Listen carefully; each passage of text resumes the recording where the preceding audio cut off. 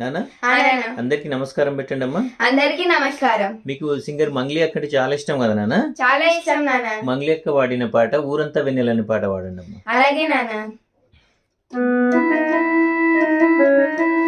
ఓం గణేశాయ నమః,